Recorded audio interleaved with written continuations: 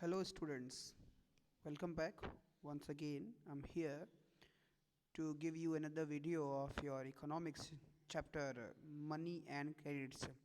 Okay, so I'm Abhishek Tiwari. Once again, I'm just going to advance you the next video, the fifth video of this lecture session. Okay, the fifth video, which where we are going to describe, where we are going to study about the terms of credit. Okay तो credit के बारे में हम लोग यहाँ पे इसके terms के बारे में हम लोग यहाँ पे डिस्कस करेंगे बच्चों. So let's see everyone without wasting time. Every loan agreement specifies an interest rate which the borrower must pay to the lender along with the repayment of the principal. So you have already studied about it in mathematics, you know. Okay, where simple interest and compound interest. So every loan agreement, जो भी loan agreement, जो भी आप loan कहीं से भी लेते हैं वो एक एग्रीमेंट के थ्रू आपको मिलता है. और उस लोन एग्रीमेंट में क्या होता है, एन इंटरेस्ट रेट, एक इंटरेस्ट रेट होता है जो आपको पे करना पड़ता है, बोरोवर को पे करना पड़ता है. किसको? लेंडर को ना, जिससे पैसे आप लिए होते हैं उस लेंडर को पैसे पे करना पड़ता है along with the repayment of the principal. जो प्रिंसिपल अमाउंट है उसके साथ साथ आपको इंटरेस्ट भी देना होता है. तो ये चीज़ें जो हैं, तब अब अमाउंट, जो इतना अमाउंट आपको पूरा पे करना पड़ता है लोन के साथ. केवल प्रिंसिपल जो है वही केवल पे नहीं करना पड़ता, उसके साथ इंटरेस्ट भी पे करना पड़ता है. ओके, इन एडिशन लेंडर्स में demand collateral security against loans. अब बात ये उठती है कि लोन लेना और लोन के बाद इंटरेस्ट पे करना, और इंटरेस्ट कितना देना है वो मनी लेंडर डिसाइड करेगा, वो अपनी जगह है. उसके पहले आपको क्या करना होता है बच्चों, कि आपको एक उसके साथ उसकी एक शर्त पे, पहली शर्त क्या होती है लोन देने वाले की, कि वो आपसे एक कोलेट्रल की डिमांड करता है. ठीक है, कोलेट्रल की डिमांड करता है. कोलेट्रल का मतलब होता है सिक्योरिटी. ठीक है, वो अपने पैसे अगर आपको दे रहा है तो वो आपसे एक सिक्योरिटी की उम्मीद करता है कि हम इस पैसे को किसी अनजान के हाथ में दे रहे हैं तो उसकी सिक्योरिटी क्या है मेरे पास, मतलब ये मुझे वापस मिलेगा भी नहीं मिलेगा, इसकी सिक्योरिटी कौन देगा. इसके लिए वो सिक्योरिटी या कोलेट्रल की डिमांड करता है, जिसको वो बोरोवर से पैसा मांगने वालों से. ठीक है, सो कोलेट्रल क्या होता है, is an asset that the borrower owns. ठीक है, कोलेट्रल एक एसेट होता है, एक संपत्ति, एक प्रॉपर्टी होती है जिसको बोरोवर के पास जिस होती है. लैंड के फॉर्म में हो सकती है, बिल्डिंग के फॉर्म में, व्हीकल्स के फॉर्म में, लाइफ स्टॉक मतलब जानवरों के फॉर्म में, डिपॉजिट्स विद बैंक्स, और बैंक में रखे हुए आपके पैसे जो डिपॉजिट किए रहते हैं उसके फॉर्म में भी हो सकता है. तो ये सभी चीज़ें कोलेट्रल होती हैं. ठीक है, and uses this as a guarantee to a lender until the loan is repaid. और आप उसे एक गारंटी के रूप में आप लेंडर के पास रखते हैं, उसकी प्रॉपर्टी, उसका पेपर आप लेंडर के पास रखते हैं जब तक कि लोन आपका रीपे ना हो जाए.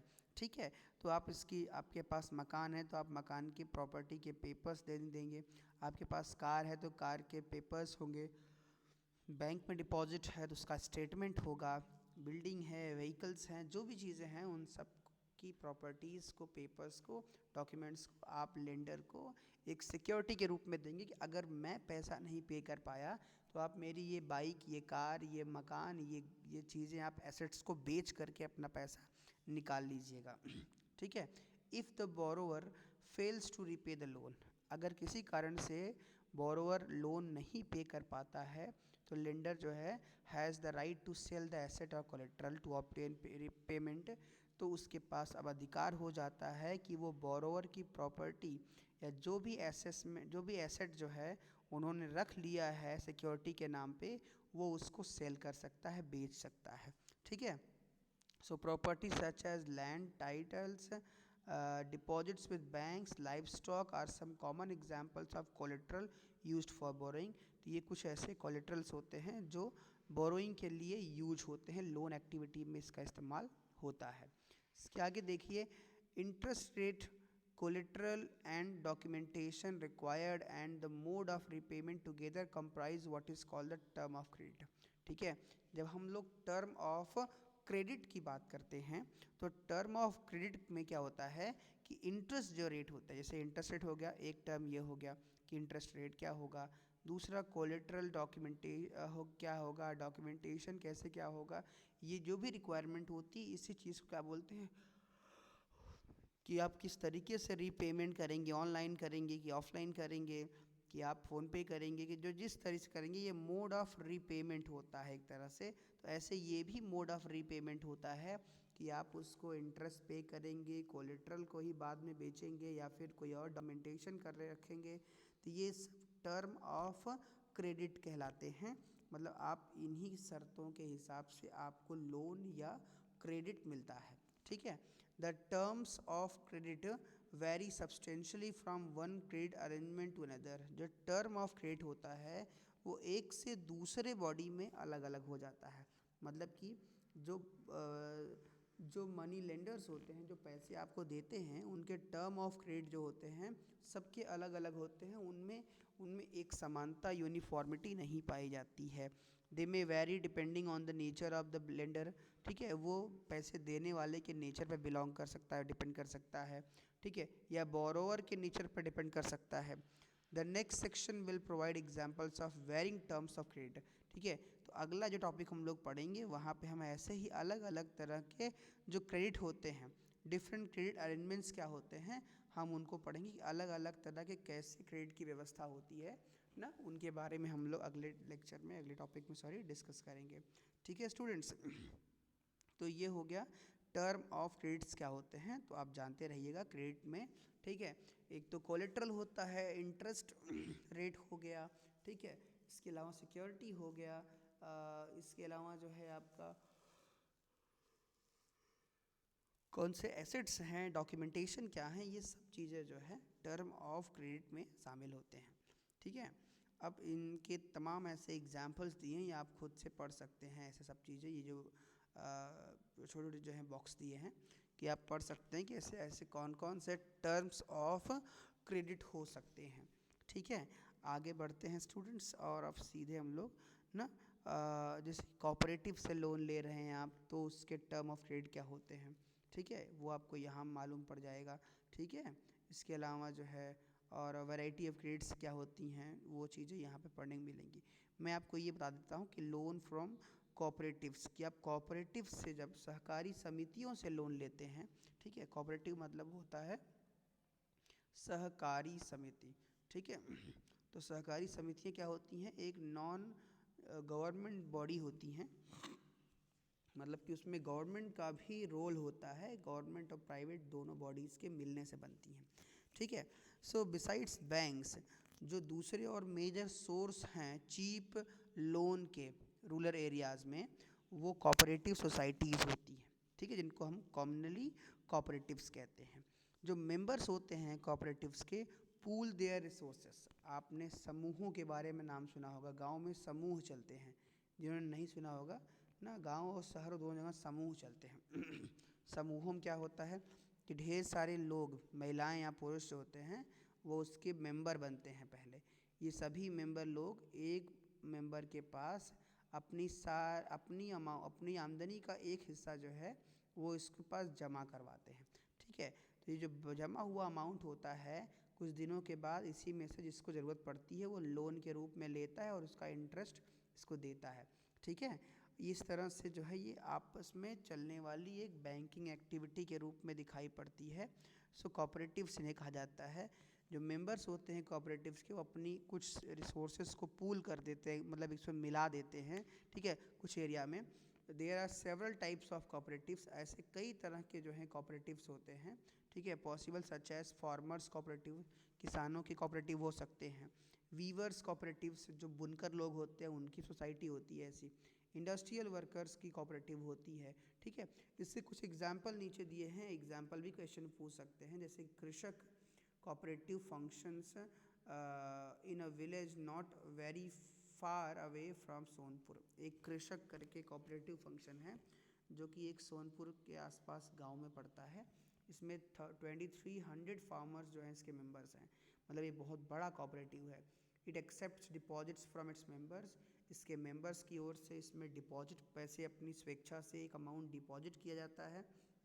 With these deposits as collateral, और यही डिपॉजिट्स ही आपके कोलेट्रल्स होते हैं, आपकी सिक्योरिटी होती है वहाँ से पैसा लेने के लिए, ठीक है।